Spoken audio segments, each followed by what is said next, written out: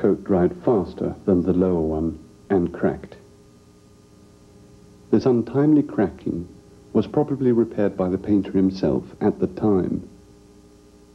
Other types of cracks are due to aging. The warping of the wood fibers caused cracking perpendicular to the strain. This regular pattern is visible in the sky, where the coat of paint is the thinnest.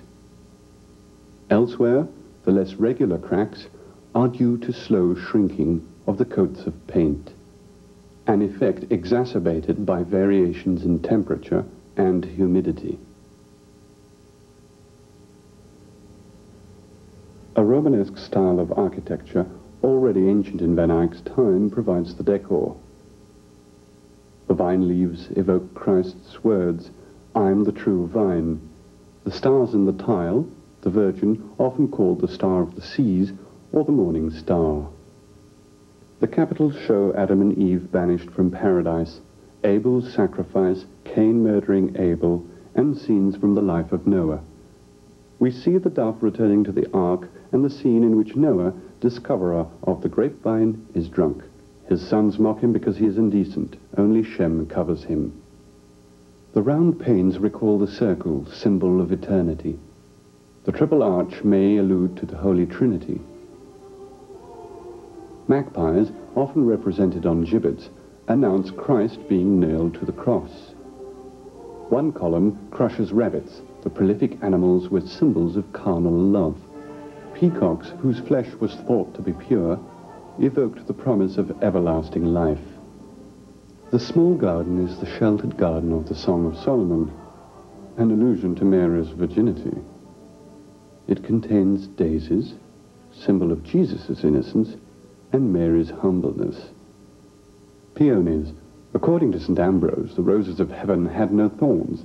The Virgin is also called the rose without thorns. Wild roses. The rosary, the wreath of roses often worn by the Madonna.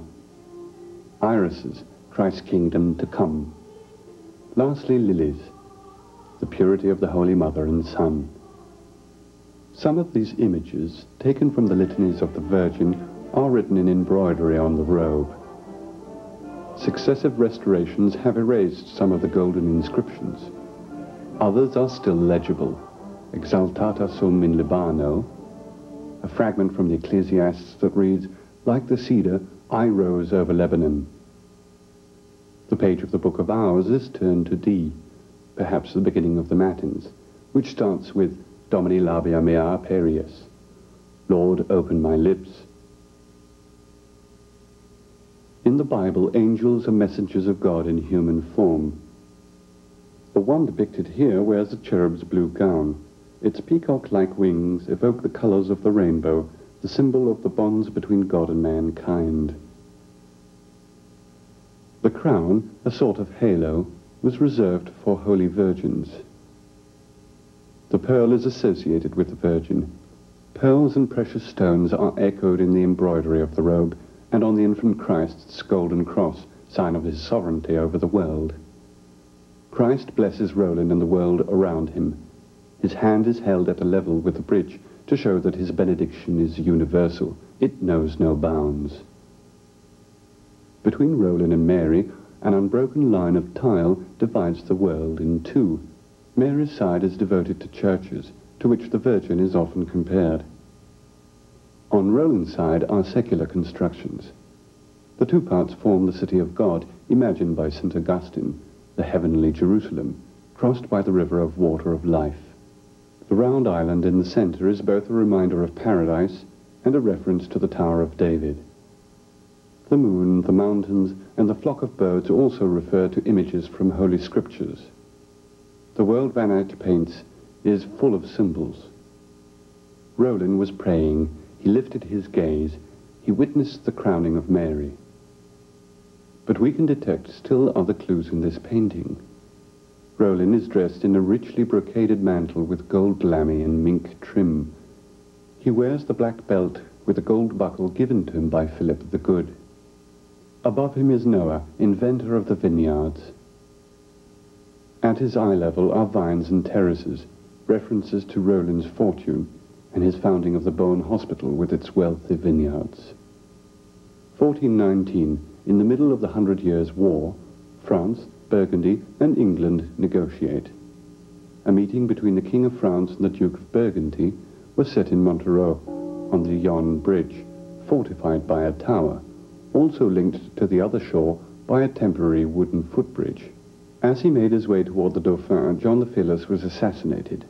The rift between France and Burgundy was deep. This was during the time of Joan of Arc. The war raged on.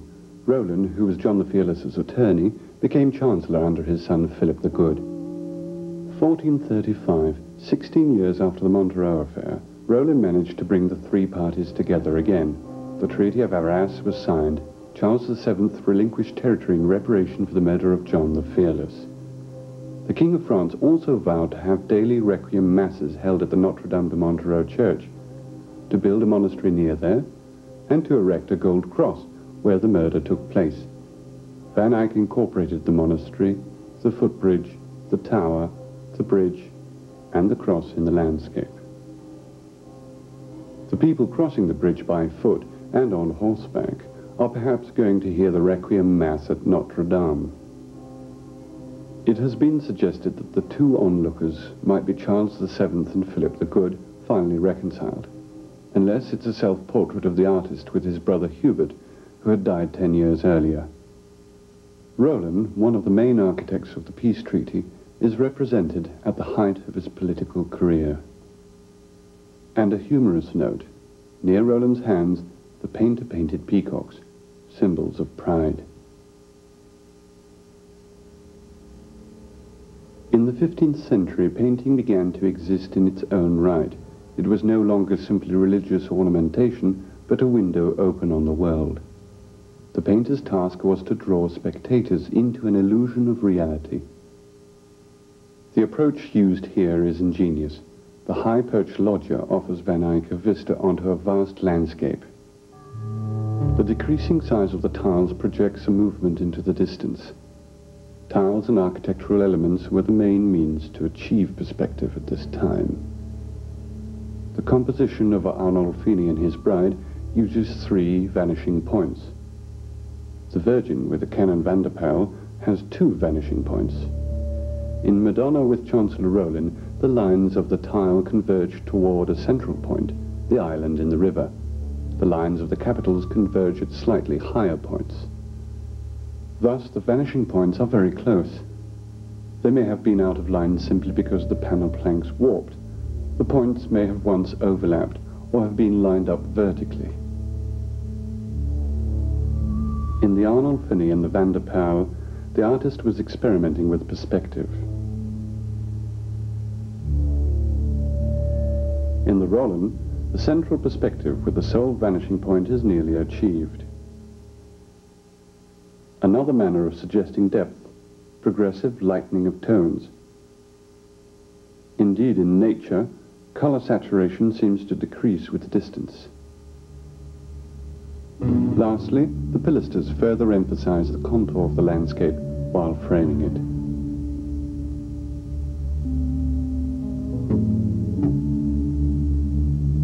The composition is based on a powerful use of symmetry and contrast. Symmetry between left and right. Contrast between the open upper register and the closed lower register, between open public space and private interior space. Roland and the Christ Child cross the 2 spaces. Contrast between indoor and outdoor light. Contrast and symmetry between complementary colors. The red of the Madonna's robe contrasts with the blue of the angel's gown. Similarly, the blue-green of Roland's prayer stool is trimmed with a red braid and topped with a dark red cushion. At the composition's center, these contrasts are repeated in the colors of the 2 onlookers.